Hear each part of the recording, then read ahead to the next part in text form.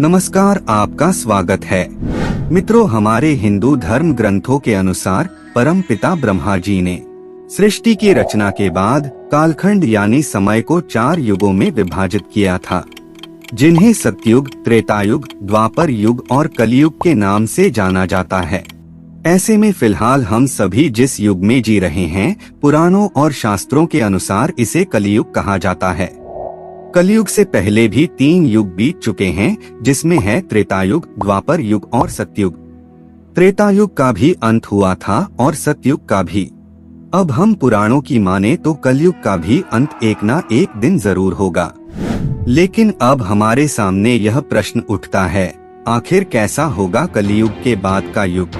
कलयुग से जुड़ी वह कौन सी बातें हैं जो भगवान श्री कृष्ण ने महाभारत काल के समय में ही 5 पांडवों को बता दी थी।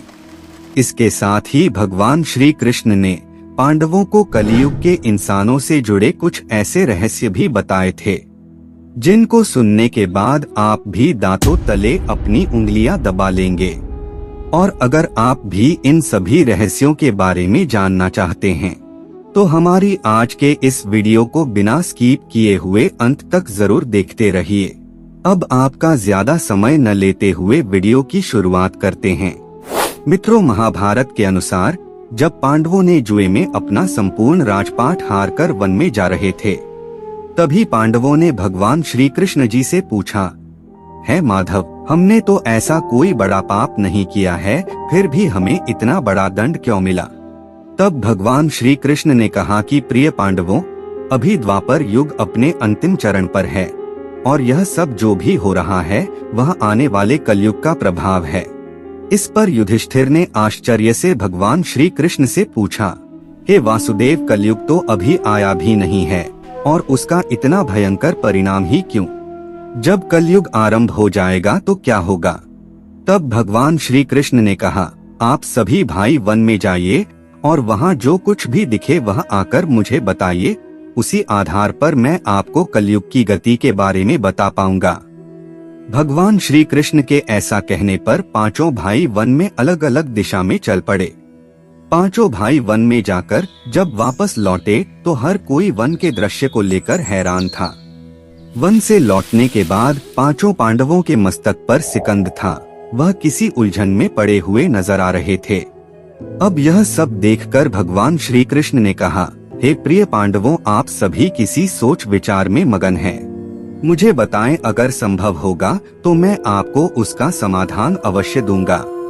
इसके बाद भीम की उत्सुकता कलयुग के बारे में जानने के लिए काफी ज्यादा बढ़ जाती है और वे श्री कृष्ण जी से कहते हैं, प्रभु, मैंने देखा कि एक गाय अपने बछड़े को इतना अधिक सहलाकर चाट रही थी जिससे उसके शरीर से खून निकलना शुरू हो जाता है, ऐसा क्यों? इस पर श्री कृष्ण कहते हैं, तुमने देखा एक गाय अपने बछड़े को इतना अधिक चाहती है कि उसके शरीर से रक्त निकलना शुरू हो जाता है। तो इसका अर्थ है कि कलयुग में भी माँ बाप अपने संतान पर इतना अधिक प्यार लुटाएंगे कि उसका कभी विकास नहीं हो पाएगा। कलयुग में माँ की ममता अपने बेटे को इस कदर मोह माया में बांध कर रख देगी कि उसका पूरा जीवन नष्ट हो जाएगा। अगर किसी का बेटा अपना घर बार छोड़कर साधु बनेगा तो लाखों लोग उसके दर्शन करने के लिए जाएंगे, लेकिन जब अपना बेटा ही घर बार छोड़कर सन्यासी बन जाएगा तो बहुत ज्यादा रोएंगे, विलाप करेंगे कि हमारा बेटा गलत रास्ते पर चला गया। भगवान श्री कृष्ण जीवन की वास्तविकता को बताते हुए कहते हैं कि मनुष्य को यह समझना होगा कि तुम्हारे पुत्र तुम्हारी अमानत नहीं है, बल्कि उनके पत्नियों की है, और तुम्हारी पुत्रियां उनके पतियों की। तुम्हारा शरीर मृत्यु का है और आत्मा परमात्मा की अमानत है। इसी तरह भीमसेन के बाद अर्जुन ने बताया कि उसने एक पक्षी को देखा जिसकी पंख पर वेदों की रचाई लिखी हुई थी, परंतु वो एक मनुष्य का मांस खा रहा था। यह देखकर मैं हैरान हो गया। इसका अर्थ क्या है, इसके बारे में मुझे बताइए। इस पर भगवान श्री कृष्ण ने मुस्कुराते हुए कहा कि कलयुग में ऐसे लोग होंगे जो बड़े ज्ञानी और ध्यानी कहलाएंगे। विज्ञान की चर्चा तो करेंगे, लेकिन उनके आचरण एकदम राक्षसी होंगे। बड़े पंडित एवं विद्वान लोग कहलाएंगे, किंतु यह देखते रहेंगे कि कौन सा मनुष्य मर जाए और हमारे नाम अपनी संपत्ति कर जाए। चाहे कितने भी बड़े लोग होंगे, किंतु उनकी दृष्टि दूसरे के धन और पद के ऊपर ही रहेगी। और सत्पुरुष तो बहुत ही कम आपको कलयुग में देखने को मिलेंगे। कलयुग में इंसान मेहनत से धन अर्जित करने की बजाय दूसरों के घरों में चोरी करना और दूसरों की संपत्ति पर जबरदस्ती कब्जा करने वाला होगा। अपने दोनों भाइयों की तरह सहदेव ने भी भगवान कृष्ण से वन की बात बताई। सहदेव ने बताया कि उसने वन में अनेकों कुएं देखे, जिनमें से केवल बीच का कुआं खाली था, जो कि सबसे गहरा था। कृष्ण ने सहदेव को इसका अर्थ बताते हुए कहा कि कलयुग में धनी लोग लड़का लड़की के विवाह में, छोटे बड़े महा उत्सव में, सत्ता के लालच में बहुत ज्यादा पैसे खर्च कर देंगे, किंतु अगर किसी भूखे को देखेंगे तो उनकी सहायता करने में भी किसी व्यक्ति को कोई रुचि नहीं होगी। उनका अपना ही सगा भूख से मरेगा, फिर भी वह लोग उसे देखते रहेंगे। दूसरी ओर मौज मस्ती, मदिरापान, खाना, सुंदरता और व्यसन में पैसे उड़ाते रहेंगे, किंतु किसी के दो आंसू पहुंचने में किसी को भी कोई दिलचस्पी नहीं होगी। कहने का तात्पर्य यह है कि कलयुग में अन्न के भंडार होंगे, लेकिन लोग भूख से मर जाएंगे। श्री कृष्ण के मुंह से इस तरह की बात सुनकर एक पल के लिए सभी काफी दुखी हो जाते हैं, लेकिन इस कटु सत्य से भी मुंह नहीं मोड़ सकते थे। सहदेव के बाद फिर नकुल ने श्री कृष्ण को वन के बारे में बताया। नकुल ने कहा कि मैंने देखा कि एक भारी चट्टान पर्वत से गिरी और बड़े से बड़े वृक्ष भी उसे नहीं रोक पाए, परंतु एक छोटे से पौधे से टकराकर वह चट्टान वहीं रुक गया।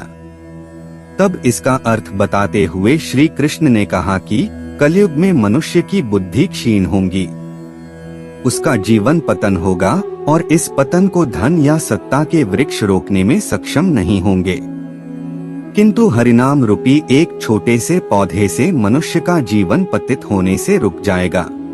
हरि कीर्तन से मनुष्य की बुद्धि प्रबल होगी। चारों भाइयों के प्रश्नों का उत्तर जानने के बाद अब बारी आती है युधिष्ठिर के प्रश्न की, तो भगवान श्री कृष्ण ने मुस्कुराते हुए कहते हैं, युधिष्ठिर अब तुम बताओ, तुमने वन में क्या देखा? तभी युधिष्ठिर ने बताया कि मैंने वन में जाकर 2 सूंड वाले हाथी को देखा। इसका अर्थ क्या है? कृपया मुझे इस पर अपने विचार बताइए और इसका अर्थ मुझे अच्छे से समझाइए। भगवान श्री कृष्ण ने कहा, इसका अर्थ यह है, कलयुग में ऐसे लोगों का राज होगा जो दोनों ओर से शोषण करेंगे, बोलेंगे कुछ और करेंगे कुछ और। ऐसे ही लोगों का राज होगा। यह लोग दूसरों का शोषण करने का एक भी मौका अपने हाथ से नहीं जाने देंगे और केवल अपने हित के बारे में ही यह हमेशा सोचते रहेंगे। श्री कृष्ण से अपने प्रश्नों का उत्तर जानकर सभी पांडव हैरान थे और कलयुग में इंसानों की स्थिति को देखकर काफी ज्यादा निराश थे।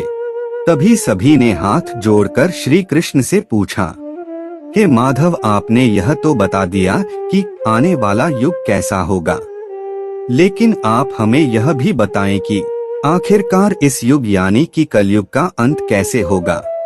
तब श्री कृष्ण कहते हैं कि कलयुग के अंत में मनुष्य की आयु मात्र 12 वर्ष की रह जाएगी। इस दौरान लोगों में दुर्भावना बढ़ेगी। कलयुग की उम्र जैसे जैसे बढ़ती जाएगी वैसे वैसे नदियां सूख जाएंगी और अन्याय से धन कमाने वाले लोगों में बढ़ोतरी होगी। मनुष्य किसी की भी हत्या करने में भी संकोच नहीं करेगा। मनुष्य पूजा पाठ, व्रत, उपवास और सभी धार्मिक काम करना बंद कर देगा। गाय दूध देना बंद कर देगी। मानवता नष्ट हो जाएगी। लड़कियां बिल्कुल भी सुरक्षित नहीं रहेगी, उनका अपने ही घर में शोषण होगा। बाप बेटी, भाई बहन, कोई रिश्ते नहीं रह जाएंगे। एक भाई दूसरे भाई का शत्रु बन जाएगा। शादी जैसे पवित्र रिश्ते में भी खटास आने लगेगी। किसी भी व्यक्ति की शादीशुदा जिंदगी ठीक से नहीं चलेगी।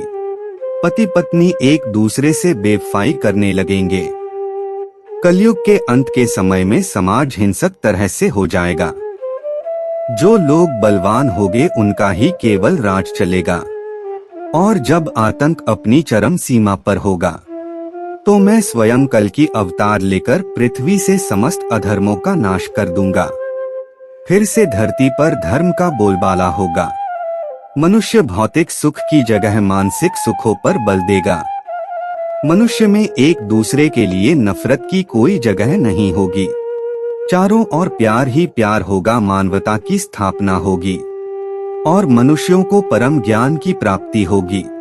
लेकिन सतयुग आने में अभी काफी लंबा समय है। तो क्यों ना हम सभी लोग अपने धर्म और कर्म से सतयुग की तरह जीने का काम करें। ग्रंथों में भी इस बात का वर्णन मिलता है कि कलयुग में जो लोग धर्म और कर्म पर विश्वास करेंगे उन्हें सतयुग की तरह ही सुख की प्राप्ति होगी। इसीलिए अपने जीवन को सुखी बनाने के लिए आज से हरि का नाम जपना शुरू कर दें। तो दोस्तों, फिलहाल इस वीडियो में इतना ही। हम उम्मीद करते हैं कि आपको हमारा यह वीडियो पसंद आया होगा। यदि आपको वीडियो पसंद आया है तो वीडियो को लाइक करें, कमेंट में जय श्री हरि अवश्य लिखें और साथ ही इसी तरह के इंटरेस्टिंग वीडियो देखने के लिए चैनल को सब्सक्राइब जरूर करें।